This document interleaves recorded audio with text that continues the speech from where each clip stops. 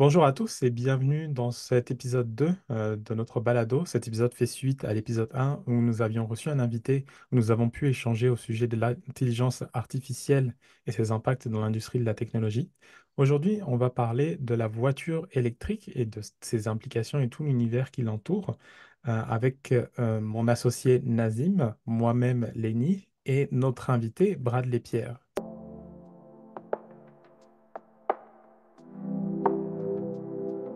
Salut Bradley, Salut, ça va bien? ça va très bien et toi? Oui, ça va très bien, ça va très bien. Alors, si tu pouvais te présenter à nos auditeurs pour savoir qui tu es exactement. Mon nom est Bradley Pierre, 24 ans. En ce moment, je suis un jeune, très jeune entrepreneur. Ça fait 3 ans que je travaille sur une application mobile qui veut révolutionner, d'être le Airbnb de bornes de recharge électrique, créer un effet de communauté. En ce moment, je suis associé avec ma mère pour un resto-bar à l'Assomption, aussi un dépendant provisoire qu'on a pu faire une acquisition à côté du restaurant. Puis j'arrive avec une app qui va pouvoir décentraliser tout ce qui est euh, remorquage avec toutes les compagnies qu'on a en ce moment pour aider les gens. C'est ça exactement. Wow, c'est Ok. super, c'est vraiment des sujets intéressants. Oui, Nazim, je te laisse continuer. Non, il n'y a pas de souci. Ouais, non, c'est ça, j'allais dire la même chose que Lenny, c'est vraiment super. Puis, justement, bon, là, tu nous as parlé du fait que, voilà, tu t'intéresses dans le domaine euh, des bornes de rechargement. Ça, c'est un projet d'entreprise dans lequel tu voulais te lancer. Également, tu nous avais parlé en préparation à cet épisode que tu avais une passion, un certain intérêt pour les voitures électriques. Mais je sais pas si tu as remarqué, tu vois, depuis quelques années, bon, on sait qu'il y a un certain boom, un certain essor des voitures électriques, surtout avec Tesla, Elon Musk, tout ce qui se passe dans le marché. Le reste des acteurs ont suivi, même les Chinois, les Européens. Et la question souvent je me suis posée, mais finalement, cette technologie-là de voitures électriques, on l'avait depuis bien longtemps. Pas au même niveau qu'aujourd'hui, et pourtant, ça l'a pris beaucoup de temps. Pour toi, comment ça se fait que ça l'a pris autant de temps pour que ça perce le marché, les voitures électriques? Pour de vrai, c'est que les gens, ils ne croyaient pas aux voitures électriques. Les gens croyaient à la voiture à essence. Il n'y avait pas encore assez de commodité pour pouvoir peut-être mettre des voitures électriques sur les routes. On a commencé à voir ça vraiment réellement peut-être en 2020, mais les autos électriques, c'est là depuis. Puis c'est ça que je regardais, puis je me disais, mais hein, pourquoi on aurait pu l'adopter avant, mais on n'était pas, c'est comme si le marché n'était pas prêt à adopter les véhicules électriques. On voit ça à partir de maintenant, puisqu'ils réalisent que le réchauffement climatique, tout ça, avec les véhicules électriques, ça va pouvoir peut-être aider à pouvoir descendre tout ce qui est l'émission de carbone. C'est pour ça que maintenant qu'on voit plus le fait qu'on veut mettre des véhicules électriques, mais avant, il n'y avait pas assez de commodité, il n'y avait pas assez de bornes de recharge, il n'y avait pas plusieurs compagnies. On entendait parler de Tesla, mais Tesla, c'est en 2020 qu'on a vu qu'ils ont explosé. Il y avait Ford qui ont créé un véhicule électrique, mais on ne mettait pas d'enclin directement sur ces autos-là. Donc, selon toi, c'est un problème sur plusieurs niveaux. C'est que tout l'écosystème derrière, les bornes de rechargement n'étaient pas là, la production, l'offre n'était pas si pertinente, genre les prix étaient élevés aussi, je pense qu'il y avait aussi de ça. D'ailleurs, même encore aujourd'hui, malgré les subventions du gouvernement, je sais pas pour toi, mais ça reste quand même, c'est pas accessible à tout le monde, on va dire ça comme ça. Et peut-être aussi, il y avait un problème, je sais pas, peut-être au niveau de la technologie, peut-être aussi les batteries ne permettaient Exact. pas c'est de faire une longue distance. Donc, toutes les personnes qui avaient des grosses familles, qui voulaient, par exemple, je sais pas, partir en voyage, faire un 300, 400, 500 kilomètres sans devoir se recharger, c'était compliqué. Exactement, c'était très, très, très compliqué. C'est ça que on l'a adopté en ce moment. Puis même en ce moment, on le voit qu'il n'y a pas cette bande de recharge. Dites-vous que j'ai regardé une étude, j'ai regardé aussi sur le journal dernièrement, je parlais avec mon associé, que il y a beaucoup de personnes qui veulent retourner au véhicule à essence parce qu'il n'y a pas assez de commodité sur les routes. Il n'y a pas assez de bornes de recharge. Je vais aller à Québec, c'est un problème. Je vais aller au Saguenay, c'est un problème. Puis les gens disent, mais pourquoi rester avec un véhicule électrique si ça me donne tous ces problèmes? Je vais repartir acheter une voiture à essence, je sais que je n'aurai pas tous ces problèmes. Oui, et puis d'ailleurs, je sais pas si tu as vu, mais il y a une loi au Québec qui est passée pour que c'est 2035, il n'y ait plus aucune voiture à essence qui soit vendue. Bon, je sais pas si ça inclut là-dedans les voitures hybrides, mais c'est vraiment le projet en ce moment de société, en ce cas qui est développé par le gouvernement, c'est qu'à partir de 2035, toutes les voitures sur le marché qui vont être en vente, je parle pas de cette occasion, je pense que c'est vraiment pour les modèles neufs, ce soit que des voitures électriques. Et des fois, tu sais qu'est-ce que aussi je me dis, c'est peut-être c'est un problème aussi de lobby. Peut-être aussi que les compagnies euh, qui produisent des voitures à essence, les compagnies pétrolières qui produisent des pneus, etc., avaient un certain blocage, certaines réticences, non? Peut-être? Exact. On peut dire que oui. Ça, moi, je trouve que ça va dépendre. Ça va vraiment dépendre par rapport à ça parce qu'il y a assez de quand même, compagnies privées, il y a même le gouvernement qui investit beaucoup par rapport à ça. Mais je me demande, est-ce que en ce moment, la demande est devenue trop grande par rapport à l'offre ou c'est le contraire? Parce que les gens commencent à acheter des véhicules électriques, les compagnies de bornes de recharge commencent à se faire voir, mais on n'investit pas assez sur, euh, on n'investit pas assez sur, on va dire, sur les commodités. Puis on sait que d'ici 2035, ils veulent avoir un objectif, mais avec leur objectif, comment la demande avance, comment il n'y a pas assez de bornes de recharge, on dénombre peut-être une bande de... C'était quoi? 24 bandes de recharge? Non, c'est 24 véhicules pour une seule bande de recharge. Juste 20. C'est comme s'il y a 24 véhicules pour une seule bande de recharge, mais ça, je te parle de l'environ à Montréal ici.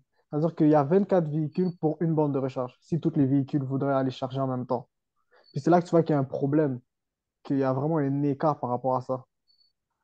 Puis, C'est je là sais où, pas si Ouais, vas-y, Lenny, excuse-moi. Ouais, vas-y. bah, c'est là où est toute la difficulté, le problème avec les voitures de recharge. Parce que j'imagine, évidemment, avec les stations à essence, je ne sais pas si on pourrait avoir accès ou si on inclura également les données, combien de voitures il y a pour chaque pompe à essence. Mais évidemment, le problème avec les voitures électriques, hein, c'est le temps de rechargement. Si le temps de rechargement était un peu comme on remplit les réservoirs d'une voiture conventionnelle, évidemment, ça poserait beaucoup moins de problèmes, je dirais, mais vu que la plupart des voitures, au mieux, avec la technologie qu'elles sont capables de faire, qu'elles prennent au moins 20 à 40 minutes pour recharger jusqu'à 80%, c'est pas quelque chose qui est vraiment, je dirais, viable ou acceptable pour comment l'infrastructure et les gens sont habitués à fonctionner avec leur voiture aujourd'hui. C'est vrai ça. Ben, justement, j'allais te dire, j'espère que ça a marqué des fois, Lenny, le problème dans un marché, tu as le problème de l'œuf ou de la poule.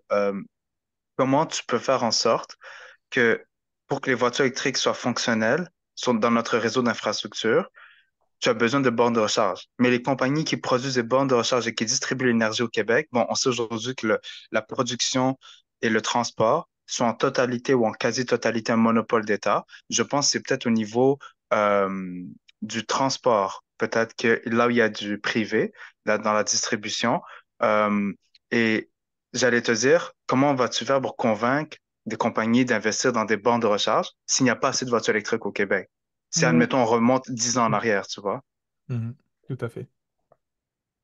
Donc, il faut bien que quelqu'un au départ, dans le marché, dans l'écosystème, dans cette grande roue, se dise, ben, moi, je vais prendre le risque, je vais mettre du cash dans les bornes de rechargement, les voitures électriques viendront, tu vois. Ou le contraire, que le mec qui produit des voitures électriques, puis derrière, il y a tout un écosystème derrière. Il y a aussi la filière batterie. On sait qu'en ce moment, ça se développe beaucoup au Québec avec toute l'histoire de Northvolt puis de la filière Exactement. batterie. Est-ce que les producteurs de batteries vont suivre le pas? Producteurs de pneus, l'industrie des voitures d'occasion. Enfin, il y a tout un système derrière. C'est exact, oui. Il y a tout un système derrière, j'imagine, Bradley. Évidemment, tu dois être beaucoup plus renseigné que nous sur le sujet, mais c'est effectivement un enjeu colossal que ça représente pour notamment l'adoption des voitures électriques. C'est exactement comme tu l'as très bien expliqué, c'est le problème de l'œuf ou la poule. Si derrière les gens sont réticents à adopter une voiture électrique parce qu'ils ont une anxiété à propos de l'autonomie, que c'est long pour recharger, qu'il n'y a pas les bornes de recharge présentes de manière aussi régulière que les stations conventionnelles, que les stations à essence, c'est sûr que ça va ralentir encore plus l'adoption au marché. Même si l'État met quand même les bouchées doubles pour notamment faire des incitations et des ristournes, des rabais sur l'achat ou le financement des véhicules électriques pour favoriser cette transition énergétique. On va passer à la seconde question, Bradley. Comment vois-tu l'avenir du modèle électrique? C'est-à-dire, on a parlé des voitures, mais il y a aussi des projets d'électrification comme les avions, les bus, les trains. Cette adoption-là, moi, je trouve, va être plus longue que les véhicules électriques, surtout les avions. Oui, ils ont commencé. Les bateaux, oui, ça commence, mais je sens que ça va prendre plus de temps qu'on le pense. Je pense pas que d'ici 2035, que les avions puis les bateaux vont pouvoir rejoindre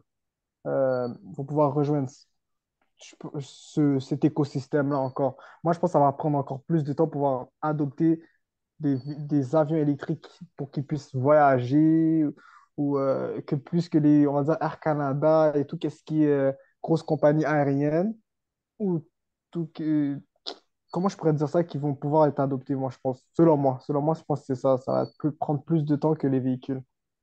Oui, Ça- c'est certain. Pour les trains, par exemple, ça peut être plus facile, évidemment. On a la caténaire qui a fait ses preuves depuis même quelques siècles maintenant. Euh, enfin, depuis plusieurs décennies, en tout cas, ça c'est certain.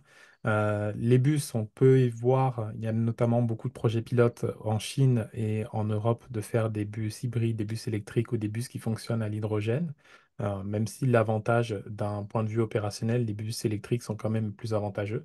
Mais sur les avions, ouais, le challenge et la grande difficulté, c'est qu'une batterie, c'est lourd, c'est volumineux et il n'y a pas autant de densité énergétique. Il n'y a pas la même densité énergétique par rapport à 1 litre de kérosène versus 1 litre volumique d'une batterie électrique.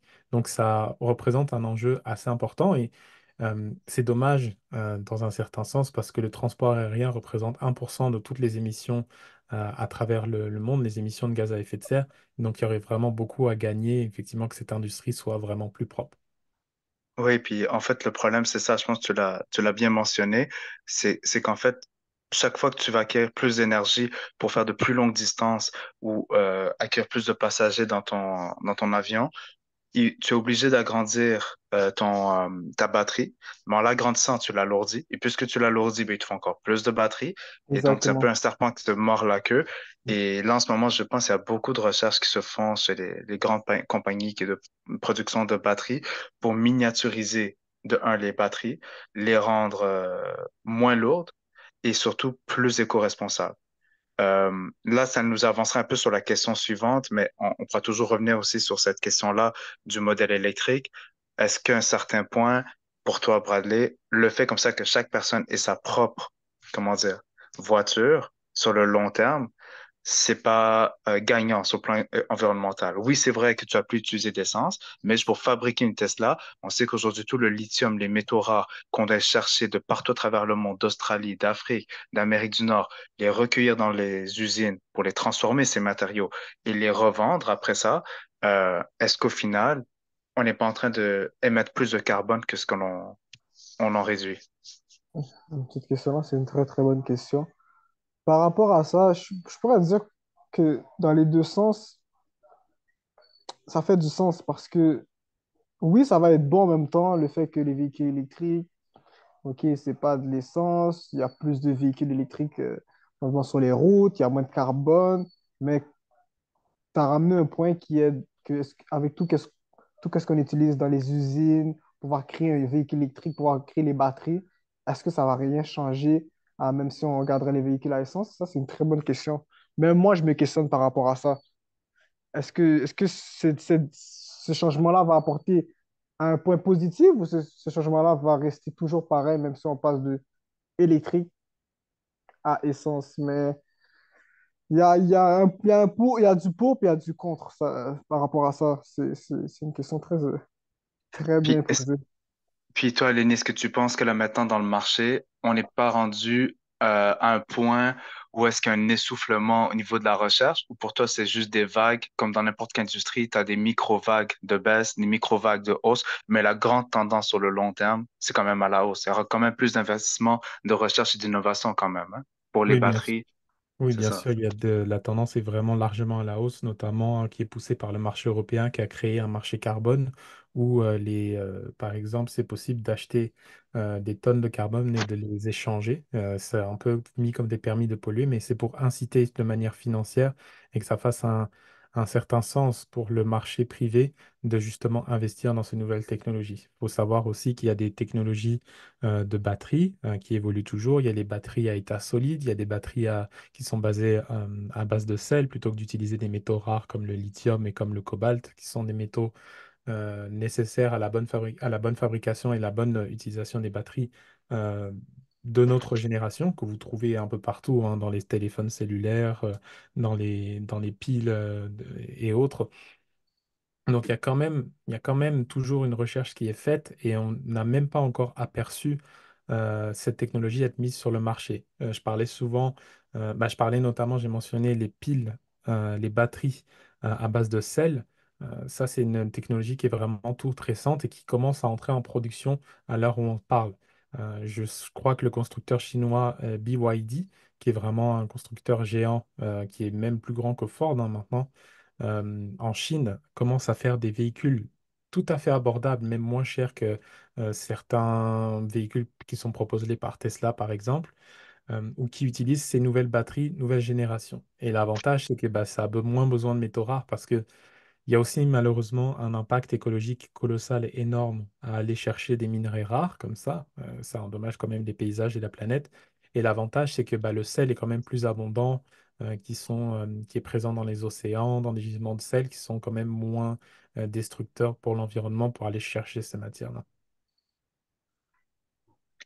Ouais, ben, j'allais te dire aussi, et là, je sais pas qu'est-ce que tu en penses, Bradley. Est-ce que toi, sur le long terme, tu vois vraiment la voiture individuelle, hein, dans son sens individuel, comme un modèle qui va tenir le cap sur le très long terme? Surtout, je parle pour les grands centres urbains comme Montréal, Paris, New York, Londres. Est-ce que selon toi, comment les villes maintenant sont devenues densifiées et ça devient très difficile avec la congestion autoroutière? Est-ce que toi, tu vois les gens rester avec des voitures individuelles ou plus se tourner vers un mode de transport en commun? Pour de vrai, je penserais pas. Les gens, ils aiment utiliser leur propre confort, être dans peut-être leur zone de confort. Je penserais pas qu'il y aurait un changement. Je sais qu'il y a beaucoup de combustion, mais les gens déménagent beaucoup des grandes villes pour aller en banlieue, surtout pour créer une grosse famille. Les maisons sont moins chères. On voit tout ça avec qu'est-ce qui se passe en ce moment dans le monde de l'immobilier, avec la taxe de la Banque du Canada, etc. Pour moi, je pense que même si j'habiterais en ville, j'aurais besoin de mon auto. Parce qu'une auto, c'est un déplacement plus facile. Oui, le transport en commun, c'est très accessible, mais je pense que pour moi, avoir une auto, même si je serais en ville, ça va pouvoir m'aider peut-être à pouvoir prévoir mes sorties plus facilement, à la place de prendre un métro, il se passe quelque chose dans un métro, ou prendre l'autobus, ou qu'il y a plein de gens, puis je ne me sens pas à l'aise. Selon moi, je ne pense pas que les gens, même si que ça va causer un changement, parce que les gens voudront quand même still avoir leur zone de confort, leur propre espace, être dans leur auto. Il y a certaines personnes que eux, ça ne leur dérange pas parce qu'ils habitent au centre-ville, mais il y a certaines personnes que pour eux, avoir une auto, c'est essentiel. Surtout si tu es un homme d'affaires qui se déplace partout, même si tu es en ville, fait que tu te déplaces partout. Si tu veux aller à Québec, si tu veux aller à Repentigny, Joliette ou quelque chose comme ça, avoir une auto, puis ça aller dans les grandes villes, c'est très essentiel quand même, même s'il y a beaucoup de combustion, il y a beaucoup de trafic. Non, c'est sûr, mais en même temps, si tu essaies de dire ça aux Chinois, aux Indiens, vu leur population, on sera pas capable d'extraire autant de métaux, tu vois. Il y a ça aussi comme problème. Il y aura un moment donné que ces métaux rares, euh, ils vont venir soit épuisement ou que ça va devenir tellement compliqué de les extraire que ça va coûter de plus en plus cher, tu vois. Avoir des voitures, une pour chaque famille ou pour chaque personne, ça deviendra compliqué. Peut-être qu'en Occident, puis bon, tu sais, au Canada, on n'a pas une très grande démographie, on n'a même pas 42 millions d'habitants. Euh, Nous, peut-être qu'on serait capable de le faire. On est quand même un pays très avancé, mais je sais pas pour toi, moi, je le verrais mal, tu vois, dans les pays du Sud. Leur envoyer ce message-là. C'est très intéressant. C'est très intéressant pour les. Ah, on peut pas. C'est ça qui est dur parce que les pays comme tu disais, la Chine, l'Inde, c'est des pays qui sont extrêmement peuplés, ça. Ça finit pas, ça qui est fou. Comparé, on va dire, ici, nous, au Canada, puis les gens qui sont aux États-Unis. Hmm. Non, c'est sûr, tout Exactement, à la fait. démographie, effectivement, donc ça a un poids dans la balance aussi également. Et Exact. j'ai l'impression que les gens qui vivent au centre-ville, dans la ville, qui n'ont pas de voiture, moi, je vois honnêtement trois types de profils. Je vois ceux qui sont écologiquement très sensibilisés. À tort ou à raison, ça dépend des opinions. Euh, Certaines personnes diront que c'est pas nécessaire ou que c'est simplement de la propagande de gauche. Ça dépend des points de vue là-dessus. Euh, il y a ceux qui simplement c'est une question financière. dans le sens que c'est compliqué s'acheter une voiture, faut avoir aussi son permis, puis aussi il y a l'aspect, je pense, comment l'entretenir, puis où la garder. Parce que c'est pas tout le monde qui a un espace de stationnement, c'est pas tout le monde qui a une maison avec un garage. Il y a beaucoup de gens qui vivent comme ça dans des petits appartements et qui sont des étudiants, par exemple, des étudiants étrangers et qui viennent ici à Montréal pour leurs études et qui vont simplement préférer utiliser, tu vois, les transports en commun, les bus, métro, etc. Exact. Mhm, c'est vrai, tout à fait. Et ça pourrait nous amener bah, justement ces questions d'enjeux, d'approvisionnement en matières premières, les lois, etc., dont on a parlé. Bah, finalement, quelles seraient les ressources nécessaires pour que l'industrie électrique performe? Et puis, évidemment, on veut qu'elle performe bien. Oh, ça, c'est une grosse question. Là. Je ne me connais pas trop pour la fabrication. Moi, j'aurais parlé vite fait d'infrastructure, c'est de pouvoir peut-être augmenter la demande par rapport aux bornes de recharge, pouvoir mettre plus de bornes de recharge sur Mhm, les routes, surtout sur les longues routes. On va dire en ce moment, la route 401, c'est pour aller vers Toronto. C'est des en route, c'est les espaces d'attente. Mais si on peut mettre plus de bandes de recharge pour les véhicules, des bandes de recharge rapides. On n'a pas besoin de bandes de recharge, oui, de niveau 2, mais c'est pas tout le monde qui veut attendre 8 heures de temps pour que leur véhicule charge à 100%. Puis c'est des routes que tu veux arriver à destination très vite. Moi, par rapport à les infrastructures, c'est de pouvoir rajouter plus de bandes de recharge pour que le gouvernement mette plus d'enclin sur ça, sur les bandes de recharge, de pouvoir créer plus de gros réseaux. On mhm, va dire Hydro-Québec, Circuit électrique, les flots qu'on a de ce monde, on va dire Juice qui arrive, de pouvoir créer un effet communauté et mettre des bandes de recharge sur des terrains, peut-être mettre un peu plus de pression sur toutes les gens qui ont des gros stationnements. Ce serait une loi de vous êtes obligé d'avoir peut-être un 2 ou à 3 bandes de recharge d'ici telle année pour pouvoir aider à grandir le parc des véhicules électriques et aussi pouvoir grandir le fait qu'on veut rajouter plus de véhicules électriques sur les routes. Ça serait peut-être une loi, pas une loi de pression, mais une obligation. On parle déjà d'une obligation d'avoir on veut juste des véhicules électriques, mais on n'a jamais parlé d'obligation qu'on veut plus de bandes de recharge sur les terrains ou sur les stationnements. Puis c'est ça que je trouve que ça fait pas de sens. Oui, tu veux avoir des véhicules électriques, ok, parfait. Mais s'il n'y a pas assez de bandes de recharge, c'est comment qu'on fait? Puis ça peut créer un gros problème d'ici 2035, ok, mais il n'y a pas assez de bandes de recharge pour les véhicules. Il n'y a pas assez de bandes de recharge pour les véhicules électriques. Ça pourrait créer genre toute tout un changement que les gens ne respecteront même pas de pouvoir avoir des véhicules électriques puis retourneraient juste tout à essence.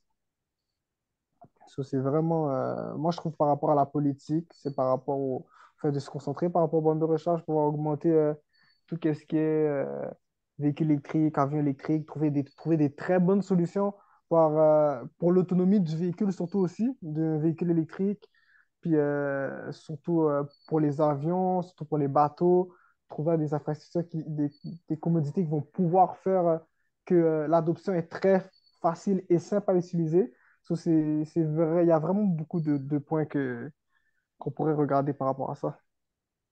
Oui, et puis aussi, il y a toujours aussi, je pense, un volet derrière financier, hein. Ça dépend aussi de à quel point les investisseurs, puis les leaders d'entreprises d'industrie croient au projet. Regarde juste dans l'exemple de Nordworld, ils ont annoncé des licenciements en Suède, 1600 postes qui ont été coupés, puis également un retard peut-être sur la construction de l'usine, celle qui va se faire au Québec, de 12 à 18 mois. Et là, tout de suite, tu as la classe politique, tu as les médias qui s'en ont emparé de cette affaire puis qui en ont fait tout un drama à cause de certains obstacles, comme si le développement d'une industrie, d'une filière ou même d'une entreprise, ça devait se faire sans accroc. Du moment qu'on met de l'argent public, ah ben non, ça doit être de l'argent qui doit toujours rester avec un niveau de risque à zéro, alors qu'on sait très bien, il n'y a pas d'entreprise ou d'industrie qui se fait avec zéro risque. Et ça, je trouve ça quand même assez dommage. Je pense que c'est aussi une question de à quel point est-ce que les gens croient aussi au projet. Tu vois, ils sont prêts à mettre de l'argent dedans. Est-ce que les gouvernements vont suivre le pas, vont donner des subventions, faire des prêts? On voit aussi qu'il y a des acteurs aussi qui, dans un certain sens, mettent des freins. Euh, je ne sais pas si tu vois ce que je veux dire aussi, Lenny. Des fois, tu as des compagnies, je pense notamment à BlackRock et Vanguard, la manière qu'ils font leur fonds d'investissement et qu'ils investissent dans des entreprises, ils peuvent orienter le marché. Tout à fait, oui. Ils peuvent décider d'orienter le marché. Ils peuvent aussi, ils peuvent aiguiller la tendance, effectivement. C'est les acteurs privés qui ont plus de pouvoir que les États, même maintenant d'ailleurs, et qui peuvent un peu influencer les lois. On parle aussi des groupes des lobbies. Le nombre de fois où on a eu affaire, il y a des affaires de greenwashing notamment qui remontent. Donc le greenwashing, c'est des compagnies, notamment des compagnies pétrolières ou des industries qui polluent beaucoup, qui disent qu'elles vont investir pour le développement durable sur le long terme. Et au final, on se rend compte en regardant de plus près que tout ça, c'est juste un écran de fumée et que derrière, c'est business as usual. C'est regarder de l'autre côté pendant que moi, je continue de polluer l'environnement et de ruiner l'environnement et pas réellement euh, de faire ce que j'avais promis de faire, que ce soit pour les horizons, pour les buts, comment on appelle ça? Excusez-moi, les échelons qui ont été définis pour 2030 et 2050, afin de limiter le réchauffement climatique, hein, comme ça a été mentionné. Donc, il y a aussi une part que le marché privé, certains acteurs du marché privé n'ont pas envie de s'adapter, et notamment pour des raisons financières, bien évidemment, derrière. Mm, tout à fait. Ça pourrait nous amener vers notre prochain point aussi. Selon toi, Bradley, qu'est-ce qui fait que justement, là, on a beaucoup parlé de, de l'industrie de la voiture électrique, mais sur l'aspect des bornes de recharge, qu'est-ce qui fait qu'en ce moment, ça bloque? Quels sont pour toi les défis que justement rencontre cette industrie-là? Si toi, demain, tu avais comme ça toutes les, euh, les ressources nécessaires, qu'est-ce que toi, tu ferais de différemment par rapport aux bornes de recharge? Wow, ça, c'est une très bonne question. C'est là que Juice arrive. Bon, la valeur de Juice. Euh, le fait que je vais créer un effet communauté, le fait que je vais centraliser toutes les compagnies de bande de recherche, moi, je ne viens pas comme compétitionnaire. Je viens comme, on va dire, une application qui permettra de pouvoir partager, que ce soit Flow, que ce soit circuit électrique, que ce soit Charge Up, qui a déjà un grand nombre de bandes de recherche sur notre plateforme. Mais je vais créer une application où que les gens seraient capables de tous se retrouver par rapport à une application, créer un effet de communauté que je suis résidentiel, créer un effet que je suis une compagnie déjà privée, mais qui rentre dans l'application de Juice, qui permet aux gens d'utiliser Juice, mais aller quand même vers leur bande de recharge, quand même, quand même avoir de l'attraction sur leur app que sur mon application, le fait que j'ai une map. Puis le fait aussi de pouvoir rajouter des bornes de recharge dans des places stratégiques, comme à côté de chez moi, je pourrais dire, OK, mais je vais vous mettre deux bornes de recharge. Puis en ce moment, je parlais avec beaucoup de propriétaires de terrain. Ceux qui ont peur, c'est le nombre de temps que ça va prendre pour mettre des bandes de recharge, le... qu'est-ce que ça va faire sur leur terrain, les bandes de recharge. Ils ne veulent pas se casser la tête avec tout ce qui est installation, tout ce qui est paperasse. Puis ça, j'ai dit, OK, les gens, toute cette avenue-là, il faut qu'on arrive avec une approche. Puis c'est là que Juice veut arriver avec une approche qui est vraiment on veut vous simplifier la tâche, on ne veut pas vous casser la tête, on va venir faire votre installation, on va vous mettre un branding pour montrer que vous mettez une bande de recharge, on va tout s'occuper de tout de A à Z sans que vous vous cassez la tête. Vous avez juste à regarder l'installation, puis elle est faite pour vous. Puis de créer plus de places stratégiques, surtout à côté des autoroutes, pouvoir de trouver des compagnies. Puis moi, je trouve que c'est les approches des compagnies en ce moment, ils sont axés sur la vente. Ils ne sont pas axés sur le marketing. Je suis axé sur moi, on va dire, je donne un exemple vite fait. Je suis telle compagnie, je ne vais pas nommer de nom. Je vais, je vais mettre des bandes de recharge, mais ils ne vont pas penser stratégiquement. Ils vont penser plus à, OK, mais il faut que j'installe le plus de bandes de recharge possible. Mais c'est pas ça le but. Le but, c'est de pouvoir installer, oui, le plus de bandes de recharge possible, stratégiquement, mais aussi pour pouvoir combler les utilisateurs. Parce que chez beau mettre des bandes de recharge tout à côté, mais si l'utilisateur ne passe jamais sur cette route-là, peut-être tu aurais eu deux, trois personnes qui passent, ça ne te sert à rien. Si tu les places stratégiquement dans plusieurs places, OK, ouais, je sais qu'à telle place, je trouve une bande de recharge, à telle autre place, je trouve une bande de recharge. C'est là que Juice veut rentrer, puis être vraiment genre le Airbnb des bornes de recharge, que tu sois privé, que tu sois moi, Bradley Pierre, qui a une bande de recharge à la maison, ou que je suis l'autre côté qui est moi, moi, on va dire Maxi qui va installer plusieurs bornes de recharge dans leur Maxi. On est là pour venir aider puis pouvoir créer un réseau.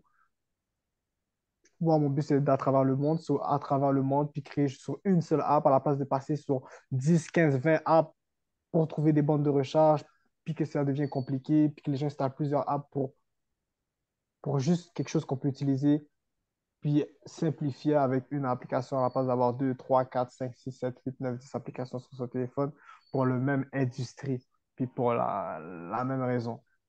Et pour toi, ça serait juste une compagnie de localisation GPS comme pour savoir où se trouvent les bandes de recharge, un peu comme un Google Maps, ou ça serait vraiment aussi une plateforme de paiement, un peu Ça, comme pour... ça serait les deux. Moi, le but, Ça c'est de serait... pouvoir simplifier ça. Une plateforme de paiement, une plateforme comme Google Maps, Waze, mais vraiment pour les véhicules électriques, avec le Apple Android CarPlay, désolé. Une plateforme que je peux être dedans, qui est très facile d'utilisation, capable de pouvoir me retrouver, capable de trouver une bande de recharge, capable de savoir, OK, mon véhicule a passé d'autonomie, je peux aller charger à telle place sans même pouvoir se casser la tête. So, c'est ça le but. Ce que les applications en ce moment ne font pas. So, le but, c'est là que Juice va arriver, puis peut-être régler ce problème-là ou comme alléger le problème des users qui utilisent les autres applications. Ça fait beaucoup d'enjeux, je vois, et effectivement, avec cette application, il y a de grands enjeux, mais est-ce qu'il n'y a pas aussi beaucoup de choses à construire dans l'infrastructure, tu sais, d'avoir accès aux données? Moi, ce qui me vient à l'esprit, mon interrogation, c'est comment pouvoir relier, tu sais, les différents systèmes. Est-ce qu'il y a possibilité même d'augmenter cette application que tu construis pour pouvoir unifier peut-être les moyens de paiement? J'ai Mais aussi vu, ouais, ah, désolé de t'avoir coupé, Lenny. Mais ouais, qu'est-ce qui se passe en ce moment? Il y a une norme qui s'appelle la norme OCCP. C'est une ouais. norme qui permet, il y a des compagnies qui la développent. C'est-à-dire que moi, pour faire une interopérabilité avec ces compagnies-là, si j'ai cette norme OCCP sur mon application, ça va être plus facile d'avoir la connexion de la borne à mon application. C'est-à-dire que les gens pourraient passer sur mon application pour pouvoir payer puis contrôler la bande de recharge publique. C'est ça qui est très bon avec cette norme-là, mais ce n'est Mhm. pas toutes les bandes de recharge qui ont cette norme-là. Si je vais aller aux États-Unis, en Europe, ce que je dois faire, je dois contacter directement la compagnie pour pouvoir créer cette interopérabilité, quelque chose qui n'est pas très difficile à faire, mais juste il faut travailler, trouver le bon contact, pouvoir trouver à faire ce partenariat-là. Puis c'est là que moi, mon but, c'est de pouvoir créer un API avec Juice pour que ça soit plus facile pour eux de pouvoir rentrer sur mon app sans que moi j'ai à me casser la tête à trouver toutes les compagnies de bandes de recharge. Donc, j'ai une compagnie de bandes de recharge, il y a un API de Juice qui est ouvert que tu pourrais rentrer directement sur Juice. Comme, par exemple, comme Google Maps avec leur API de map. Mais moi, c'est un API pour pouvoir rajouter tes bandes de recharge sur l'application, sur mon application, sans même se casser la tête. Puis aussi avoir des bénéfices avec, le fait que je rajoute cet API, le fait que je pourrais rentrer dans Juice, le fait de pouvoir, chaque fois que quelqu'un passe sur mes bornes, peut être rémunéré aussi. C'est-à-dire que c'est pas parce que tu es sur Juice que tu n'es pas rémunéré parce que tes bornes de recherche sont sur Juice. Je sais pas si tu comprends ce que je veux dire. Tu veux Puis, dire qu'elles sont pas sur exactement, c'est ça? C'est ça, parce que c'est pas toutes les bornes. C'est pour ça qu'il y a plusieurs applications en ce moment. Circuit électrique, ils ont leur propre application. Flow, ils ont leur application, mais ils font affaire avec Circuit électrique. ChargePoint a leur propre application. Il y a plusieurs bandes de recharge. Il y a Heavy Duty, il y a Hotel qui est plus aux États-Unis, puis en Europe. Il y a vraiment plusieurs. Puis c'est ça, moi je trouve que c'est ça le défi. J'ai cette application de bande de recharge, le fait que chaque fois que j'arrive quelque part, je dois installer, mais pourquoi pas avoir une seule application qui permet de pouvoir trouver ces bandes de recharge-là, puis permet de pouvoir simplifier ma tâche à la place de, de jouer entre mes applications, puis capable de pouvoir payer les bandes de recharge sans même passer par 10 par tierce application. Je ne sais pas si tu comprends. Comme, on va dire que moi, on va dire que circuit électrique, il faut que je pèse sur la bande de recharge, il faut que j'accepte la bande de recharge. Après, ils vont me dire, OK, mais tu veux utiliser Waze, Google Maps, ou on Mhm. va dire sur Apple Maps que tu as sur Apple, si tu as Apple. Puis là, ça devient compliqué. Puis après, là, tu mets le GPS, mais le GPS te donne pas une adresse exacte, ça va donner les coordonnées de la bande de recharge. Mais moi, Mhm. Juice, ça te donne directement l'adresse de la bande de recharge que tu veux. Tu peux payer directement, ça va même te casser la tête à passer sur une autre app, puis pouvoir accéder à la bande de recharge directement. Puis dès que tu arrives, tu as utilisé ton app une fois, tu n'es pas obligé d'utiliser deux, trois fois ou de jouer sur l'app pour pouvoir aller à ta bande de recharge. C'est le fait de simplifier. Je ne sais pense que la simplification, c'est là que les gens vont dire, OK, mais moi, j'aime utiliser ça. C'est comme Shazam. Shazam, tu Shazam la musique qui joue, puis il trouve la musique directement. Mais moi, mon but, c'est de faire le même, pas le même concept, mais juste d'être simple d'utilisation. Donc, selon toi, il faudrait carrément une compagnie qui occupe une place de monopole ou pas loin d'une place de monopole. Ça sert à rien d'avoir sur toi 20, 30 applications. S'il y en a deux, trois, c'est amplement suffisant. Exactement, ça, il y en a deux, trois qui peuvent aider. Comme en ce moment, moi, j'utilise Google Maps, j'utilise Web, puis j'utilise Maps. Les trois, c'est la même chose. Wiz, parce qu'il y a des à cause de la police, etc. Google Maps, parce que c'est quelque chose qui est déjà, puis Apple Maps. Mais s'il y en avait trois ou deux qu'on peut utiliser pour les véhicules électriques sans passer par 10 applications, ça serait intéressant. Moi, je trouve que c'est comme, comment je peux t'expliquer? Flow, ils ont leur propre application, mais ils pourraient juste utiliser l'application de circuit électrique, puis se concentrer directement sur tout ce qui est l'infrastructure de bande de recharge, puis ça serait peut-être plus bénéfique pour eux à la place de se concentrer sur une app, puis sur l'application, sur leur bande de recharge. Mais quand même, ils font en parallèle parce qu'avec l'application, tu peux contrôler ta bande de recharge, ce qui est nice. Mais c'est ces compagnies-là qui créent des bandes de recharge. Moi, je trouve que c'est mieux qu'ils se concentrent vraiment sur leurs produits, où ils amènent une app pour pouvoir, mais pour pouvoir partager des bandes de recharge, c'est mieux de créer d'autres applications qui vont pouvoir vraiment centraliser ces, c'est tous ces réseaux qu'on a en ce moment à travers le monde. Je parle pas juste du Québec, je parle pas juste de Montréal, du Canada, je te parle aux États-Unis qui a plein de petites compagnies. Parce qu'en ce moment, Cercle électrique, je trouve que c'est eux qui ont le monopole en ce moment de tout le Québec, on peut dire, par rapport aux bornes de recharge et par rapport aux emplacements. Mais aux États-Unis, c'est toutes des petites compagnies qu'ils ont. Ils ont pas de, il n'y a pas de compagnie exactement qui installe des bornes de recharge. Il y en a plusieurs. Puis c'est ça le but. C'est ça que quelqu'un m'avait expliqué que c'est ça un problème aux États-Unis. Mais s'il y avait une app qui est capable de pouvoir centraliser toutes ces petites plusieurs bornes de recharge-là sur une seule app, ça va pouvoir simplifier beaucoup la donne. Est-ce que tu as déjà envisagé d'avoir tes propres bornes, dans le sens d'en acheter, puis déjà d'occuper un certain territoire, un lieu stratégique, puis de commencer à partir de là? Ah oui, oui, c'est sûr, hein, ça fait partie des plans de Juice. Comme je disais, c'est là que Juice arrive dans le B2C. C'est nous qu'on arrive, business to customer. On arrive directement, c'est comme si on arrive sur le business. On dit, OK, mais nous, on a acheté des bandes de recharge, on met des bandes de recharge sur vos terrains, vous faites un profit, puis ça fait partie du réseau Juice, non du réseau, on va dire Flow. On veut arriver, mais c'est une partie qui va venir avec le temps, mais aussi on veut pas trop se concentrer sur ça parce que la partie qui est la plus intéressante, c'est notre software. C'est tout ce qui est l'application, l'utilisation de l'application, Hmm. le fait de créer la communauté sur l'application qui va nous amener peut-être à peut-être rajouter des bandes de recherche sur les terrains qui sont intéressés de travailler avec nous, mais c'est pas sur ça qu'on va se concentrer en tant que tel. Mhm.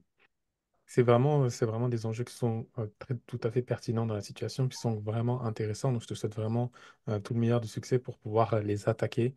Je me dirais parce que c'est pas quelque chose de facile quand même, d'être surtout en plus le précurseur là-dedans. Alors, si vous le permettez, on va enchaîner avec les questions suivantes, des questions de la fin. Hein. Si tu avais une ressource à recommander à nos auditeurs, laquelle recommanderais-tu? Ça peut être un outil, ça peut être un film. Pour de vrai, si vous êtes dans la technologie, moi j'ai une ressource que j'ai faite ici au Québec. C'est un incubateur qui s'appelle la Santec. Oui. Grâce à eux, j'ai avancé par rapport à ma business. J'ai appris comment faire une plus belle validation du marché. J'ai Mhm, appris à créer mon modèle d'affaires, à comprendre c'est quoi réellement une startup. Puis mhm, ça, c'est quelque chose que je recommanderais à tous les gens qui étudient en tech, de faire de la medtech, de la fintech, tout ce qui est la edtech, à aller pour pouvoir construire leur propre entreprise. Surtout les gens qui sortent de l'ETS, c'est à côté de l'ETS. Ça va pouvoir beaucoup aider ces personnes-là à pouvoir créer qu'est-ce qu'ils veulent créer réellement. Souvent, c'est un outil que, que je conseillerais aux gens que moi, que je suis passé. Et aussi pouvoir aussi beaucoup s'informer par rapport à qu'est-ce que tu veux faire réellement, que ce soit ChatGPT, sur Google, sur le projet que tu veux faire. Je trouve que s'informer à chaque jour sur n'importe quoi, lire des livres surtout, ça permet de pouvoir t'avancer. Genre, réfléchissez et devenez riche qui crée un mindset pour à l'avenir devenir riche. Il va te donner des conseils, mais il va pas donner tous les secrets pour devenir riche, mais va pouvoir te créer un mindset, pouvoir travailler sur ça. C'est super. Donc, Ouais, donc tu recommanderais donc Think and Grow Rich, donc le livre de Napoleon Hill, j'imagine. Exactement. Et simplement pour apporter quelques précisions à nos auditeurs, donc le Centex, c'est un incubateur que nous avons ici à Montréal, qui est à l'ETS, donc l'École de technologie supérieure. Est-ce que tu avais quelque chose que tu voulais ajouter, Nazim? ouais, j'allais juste dire, dans le fond, je pense que c'est un bon point de départ hein, pour les entrepreneurs parce que c'est à partir de là que tu fais aussi, je pense, ton réseau de contacts. Tu me diras, Bradley. Puis, je pense aussi, Lenny, tu as été dans ce genre d'incubateur par le passé. Oui. Euh, Tu crées ton réseau de contacts, tu apprends des choses. Je pense même chercher des certifications ou en tout cas des diplômes. Je pense notamment à l'ETS, mais aussi il y en a une à l'UQAM, l'École des sciences de la gestion, donc à l'Université du Québec à Montréal. Et puis en même temps aussi, c'est là que tu t'introduis au monde des affaires en même temps. Tout à Exactement. fait. Mm. Moi, je suis tout à fait d'accord avec toi parce que c'est là que c'est là que j'ai trouvé mon mentor. J'ai créé un bon réseau de contacts. Tu trouves des gens qui ont des projets. Tu te crées un lien avec eux, une connexion qui va me dire, OK, il relate à la même chose que je vis en ce moment, pouvoir créer une startup. So, c'est intéressant. Donc, je te remercie pour la recommandation, Bradley. Maintenant, bon, dans la question précédente, tu as donné le livre, donc Napoleon Hill, The Think and Grow Rich. Euh, Est-ce que tu aurais une intelligence artificielle à recommander? Euh, ChatGPT. ChatGPT, moi, j'ai recommandé, j'ai pas dit étudier ChatGPT, moi, je l'appelle mon meilleur ami. Parce qu'avec ChatGPT, j'ai pu le comprendre. ChatGPT, il ne faut pas juste lui poser des questions. Il faut lui parler comme si tu parlais à une personne pour qu'il Mhm. puisse vraiment accentuer qu'est-ce que tu veux vraiment. Tu ne dois pas le demander, fais-moi un texte par rapport à ça. Il faut que tu lui demandes, fais-moi un texte par rapport genre euh, un livre que tu veux, mais on va dire un résumé. Après, il va te dire, OK, il va te le faire, mais des fois, il ne va pas répondre vraiment, OK, mais moi, dans le résumé, j'ai besoin de tel truc. Puis je trouve que ChatGPT, quand tu le sais l'utiliser, c'est une très, très bonne outil. Je te parle du ChatGPT 4, lui qui est payant, pas lui qui n'est pas payant, parce que lui qui n'est pas Mhm. payant, la mise à jour n'est pas pareille que celui qui est payant. Moi, Mhm. je recommanderais ça aux gens de pouvoir l'utiliser, mais à bon escient. Pas l'utiliser pour rien, surtout. Pour faire vos devoirs ou quelque chose, oui, c'est beau, mais il faut l'utiliser pour de vrai, pour aller chercher des recherches plus accrues, plus poussées que ah, OK, mais moi, je veux juste que tu me fasses ça, puis je le copie, puis je le colle. Il faut aller chercher plus loin. Il faut le travailler, moi, je trouve. Puis c'est pour ça que je commanderais ça aux gens parce que ça pourrait aider aussi à créer de la connaissance à les personnes lorsque tu l'utilises. Moi, à cause de ça, je l'utilise, puis ça m'apprend beaucoup de choses par rapport à ma business, par rapport à comment j'écris, par rapport à créer des textes au futur par moi-même. C'est pour ça que je recommanderais ça aux personnes. Ben, je te remercie, Bradley, pour la recommandation. C'est vraiment super. Donc, un outil, évidemment, qui est à la mode et qui est populaire et qui est donc à recommander à 100% par Bradley. Est-ce que tu aurais un mot de la fin? Pour de vrai, le mot de la fin, mon mot préféré, j'ai toujours, c'est faites qu'est-ce que vous voulez faire. Parce qu'il n'y a personne qui va le faire pour vous. Puis ça, c'est ma phrase que je répète toujours. Puis une autre phrase qui m'a marqué, c'est c'est pas c'est pas l'argent qui fait le projet, mais c'est le projet qui fait l'argent. Il faut que les gens oublient. C'est pour ça que les gens ne commencent pas. Ils ont toujours, oui, c'est beau, l'argent va beaucoup vous aider, mais attendez pas à l'argent pour commencer vos projets. Parce que des fois, avec vos projets, vous êtes capable d'aller chercher. C'est pour ça qu'il y a des gens qui investissent dans des projets. So, depuis que vous voulez faire quelque chose, vous vous concentrez, vous mettez la peine, ça peut prendre 2, 3, 4, 5, 6 ans, mais travaillez sur qu'est-ce que vous voulez faire, vous allez arriver comme c'est rien n'est impossible. Quelle, quelle phrase inspirante à la fin. J'ai vraiment beaucoup aimé ça. Le rien n'est impossible à la fin. Euh, c'est vraiment apprécié, Bradley. Je te remercie beaucoup pour toutes les informations que tu nous as partagées, puis tes avis également, de nous avoir partagé tes projets. Est-ce que Nazim, tu as quelque chose que tu souhaiterais ajouter? Non, c'est parfait. Écoute, on te remercie beaucoup, Bradley, pour avoir participé à cet épisode de Balado. On espère te revoir, dans un futur épisode. Parfait, merci à vous. Moi, ça m'a fait plaisir. Merci tout le monde et on se revoit pour un prochain épisode de Balado. Au revoir. Au revoir.